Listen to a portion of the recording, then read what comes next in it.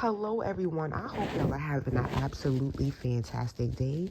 This is going to be a little of a serious video, and I really hope y'all take this video seriously because this could potentially save your life. At the end of the day, it is what it is. There are people that can see through the spirit world. You understand what I'm saying? At the end of the day, demons are real, ladies and gentlemen. I don't care what you believe. I literally do not care. Like, literally, demons are real. And you can literally catch a mother effing demon by having sex. Like, seriously, you know how in the Bible it says when two people have sex, two people literally become one in the spirit? That's dead ass. That is dead ass. Today, we are taking a deep dive into the energy of incubus and succubus spirits and how you can know if you have this type of spirits around you, in your energy, in your space, or through various means. Succubus spirits are one of my personal specialties. I have developed a unique special formula for how I conjure these spirits, working with a lot of extremely powerful demons, and my experience in ceremonial magic for over 17 years. So it's something that I'm very confident in, and it is something that I am happy to give you some advice on. Now, when I first started working with the incubus and succubus spirits, it happened by chance, but by accident really. And it wasn't something that I had intentionally sought out to do. I was working with a few different spirits, and those situations turned into romantic situations between me and those spirits. And so that, of course, is one of the signs that you might first notice, where a spirit doesn't necessarily have to be labeled an incubus or succubus spirit. Spirits can fall in love with you and have intimate times with you. So that's a huge aspect of it. And then that falls under this category of, am I experiencing love from the spirit? Is the spirit trying to have a romantic relationship with me? Is the spirit coming into my intimate situations with other people and participating along with us, for example? So all of those things can happen. Now, a lot of people will just start having the phenomenon of attracting these spirits to them. And like I mentioned in other videos, there are so many different kinds of incubus and succubus spirits. So you really need to figure out what that spirit is to know how to handle them. And if you want to go further with the spirit, or if it's something that could be potentially dangerous to you, you've really got to know the full tea of what's going on in that situation. So here, ladies and gentlemen, you just saw a video of an actual woman who literally worshiped demons and Satan, okay? So yes, open your eyes. There are people who literally worship demons. So it's time to get with God, like seriously, because if they continue to do their shit, you know what? Let me not get on a tangent, but at the end of the day, ladies and gentlemen, she is telling you that she has worked with demons. You understand what I'm saying? I have watched this woman do incantations of fucking demons on her YouTube channel.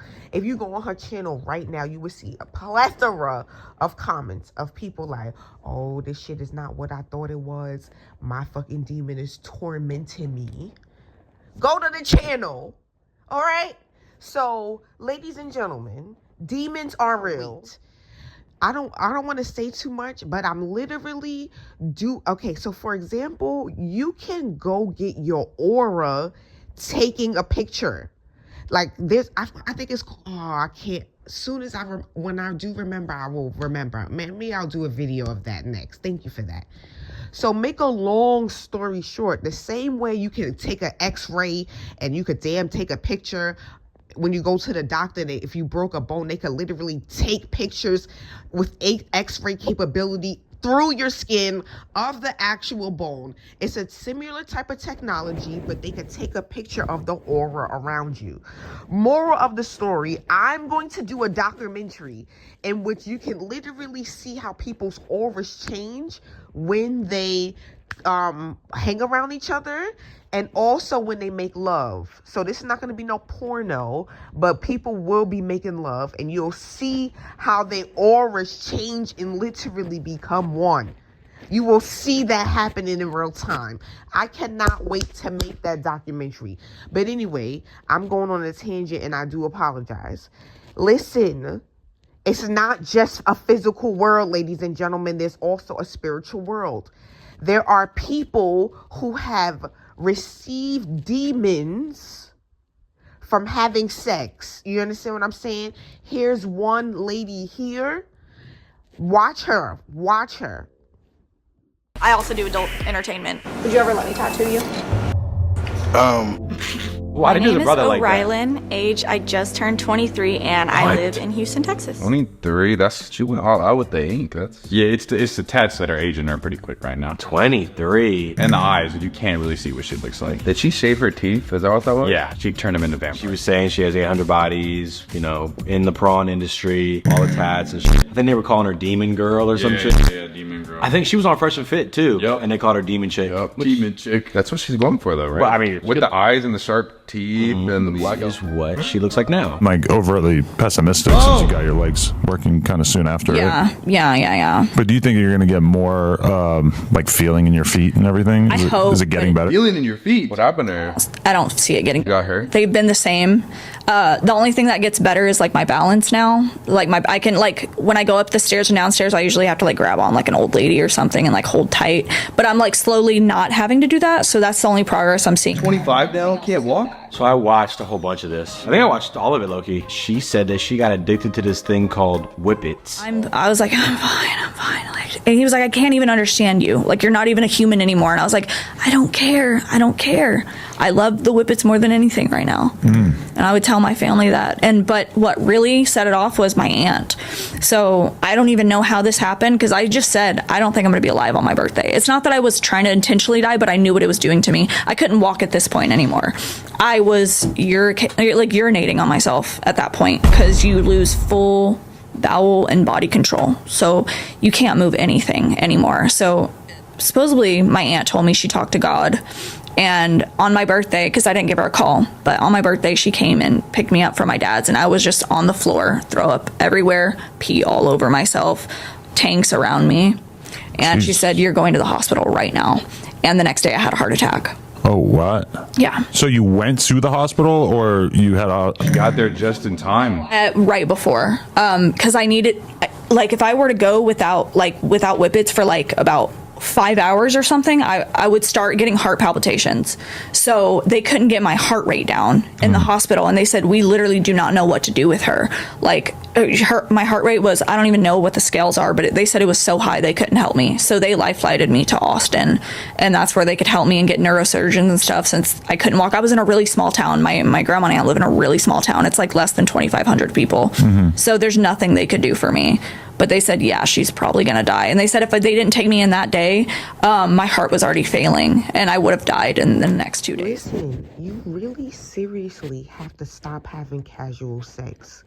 Because I know I'm talking to somebody already in which, hold on, I got a call. Sorry, I've been a little under the weather. But I know I'm talking to somebody right now in which they had sex with a man. And after that, their whole fucking life went to shit. Like they were doing good and blah, blah, blah. And then literally, as time progressed of them having sex with this person, their life continued to go from good. And then it got bad. And then it got worse and worse and worse. And then everything around them began to crumble. I know I'm talking to somebody. Sex is not a fucking joke. Stop treating sex as a game. This is why I created a book. I wrote a book. I'll put the link in the description. I wasn't even going to try to promote myself, but Celibacy Really is the Only Answer. That's the name of the book. Check it out. But anyways, when you fuck with these demons, right? Granted, in the beginning, quote unquote, shit may be sweet. But as you can see, this woman that you watched, she almost died. You understand what I'm saying? Because of because that's what demons do. They attach themselves to you, the succubus spirit, the incubus. Look this shit up. They attach themselves to you, and then they literally destroy you until you die, because the whole mission is to get more people in hell, bruh. That's their mission. So at the end of the day, sit back, put your seatbelt on, because this video you are about to watch, well, it's crazy.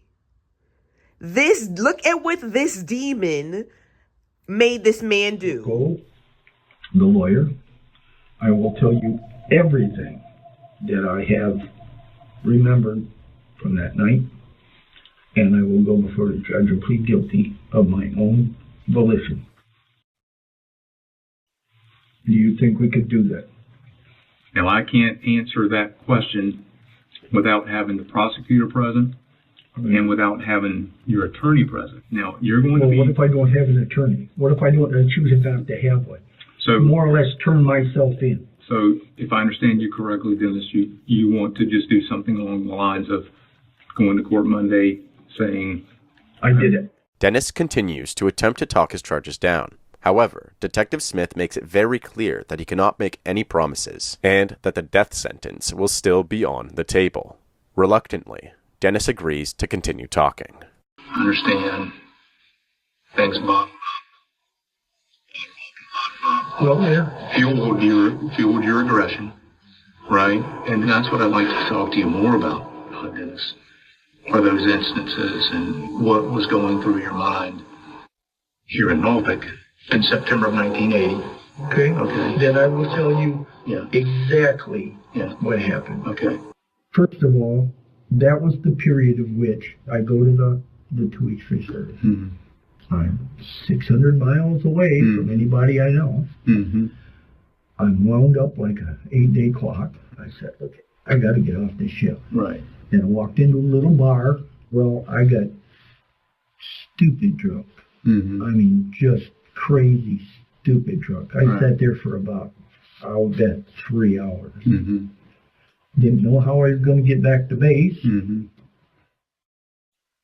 I couldn't afford a cab or anything. Mm-hmm. I mean, it's night, and I'm walking down the street, and I walked past this house, and I said, I wonder if they got some loose money laying around.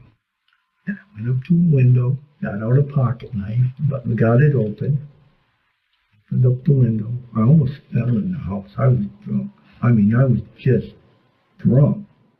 And I looked in the top drawers, because everybody's got a junk drawer. Right. There was another door, and opened it up,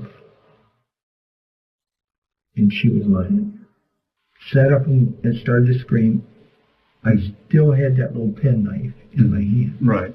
And when I went to push her back down, she grabbed that hand. I can see it right in my mind, that knife going right there. I blanked out right there. And I said, lady, I'm leaving. Mm-hmm. And I walked out the front room.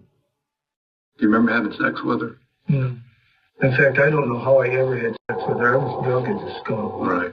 Do you remember if you tied her up at all? No, I don't know that either. Despite admitting to the intrusion and harm of Kathleen, Dennis creates a pattern of avoidance, holding himself back from mentioning some major details. Up until this point, Dennis has claimed that he had blacked out a majority of the incident, including tying Kathleen up, burning her, and sexually assaulting her. So as a way to test his memory, Detective Smith asks Dennis to draw a diagram of Kathleen's house. Dennis continues to draw this floor plan with incredible accuracy, beyond what is expected. He then begins to speak about something he referred to as the demon. And you want to describe it to me as you're going along? Kitchen. Okay. There's a door there. Okay.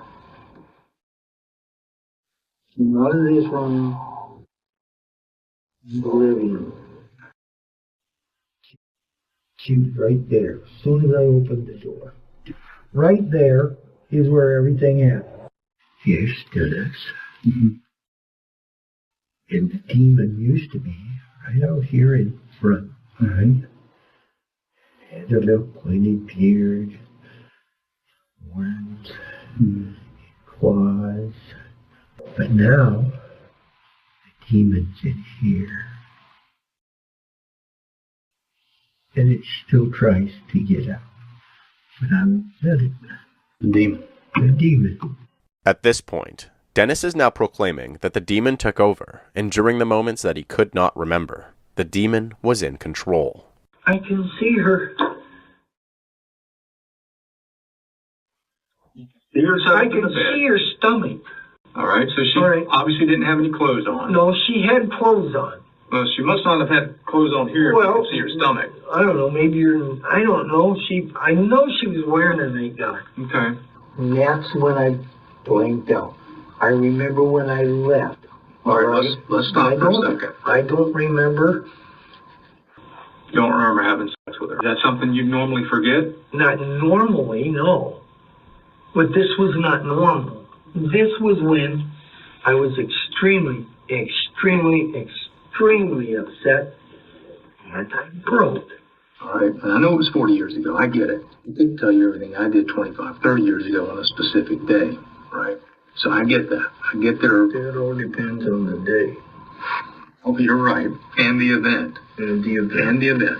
And I'm glad you said that because this was a very, very traumatic event for her family, for you, okay? You're giving me the story, but you're also leaving out things, all right? It has to be believable, all right, to everybody involved. I didn't do that. Give me a couple minutes now.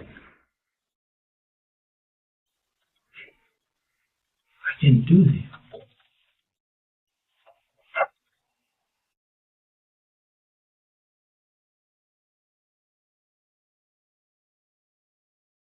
While Detective Smith takes a break from the room, he mentions his disbelief of Dennis's story to the other officers. In doing so, he mentions that he doesn't believe that Dennis ever planned to fully admit to the crimes he committed. At the same time, Dennis remained in the interrogation room, stirring in his own state of disbelief. Dennis Lee Bowman was then escorted back to his cell while he awaited his court proceedings. Bowman was also arrested in 1998, accused of breaking into a co-worker's home to steal lingerie. And this private investigator I spoke to believes there are even more victims out there. Exactly, ladies and gentlemen. So if you paid attention to where the guy who killed the woman, he blanked out. Because first of all, he said he got stupid drunk. They call it alcohol. Call it spirits for. Talk about the hidden meanings of alcohol and what it does to your soul and your spirit. A lot of people look at alcohol and be like, I'm having fun, let's get drunk. But they don't know there's a whole nother side to that. And you're literally opening yourself up to be hijacked. Have you ever went to Walmart and was like, damn, why does it say beer, wine, spirits? Why just don't say beer and wine? It's because they kind of have to throw subliminal messages at you. And if your third eye is open, you're going to be aware of it. But if your third eye is not open, you're not going to know. So basically, the elites, the people at the top, they just give the orders to the people who run the store. They tell them what to put on the bottle, what title to put on the stores, logos, and much more. They basically give out the orders like the Rockefellers and the people at the top. And then there's people under them that have to follow the order. And trust me, they have no say-so. So I'm going to break it down for you. It says beer, wine, spirits, right? The reason why it says spirits is because when you drink alcohol, you're literally opening yourself up to get possessed by spirits. Low vibrational spirits. Especially when you drink too much of it. Like, I'm not lying, there's other... He got so drunk. So a demon took over, right? He blacked out and did all of these horrendous, horrible, horrific things to this innocent woman. Ladies and gentlemen, we must be careful with what we consume. Alcohol. That's another gateway to demons to enter. Sex. Another gateway of demons to enter. And once the demon enters you, once the succubus spirit enters you, their whole mission is to fucking destroy your life. That's literally the whole sole purpose. They want to destroy you. They want to add you to be a member of the hellfire. They want to add you there. They want to add you. Whether that hell is within, because at the end of the day, living on earth in a hell state, oh, hallelujah, is something I don't want. Or if the hell is without, on the outer. But at the end of the day, ladies and gentlemen, we must be careful who we sleep with. This is not a game.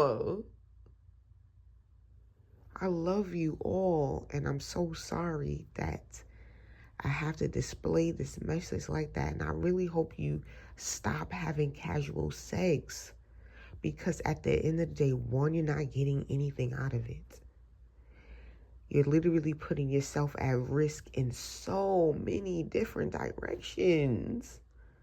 So I urge you, stop having casual sex, because sexually transmitted demons are real.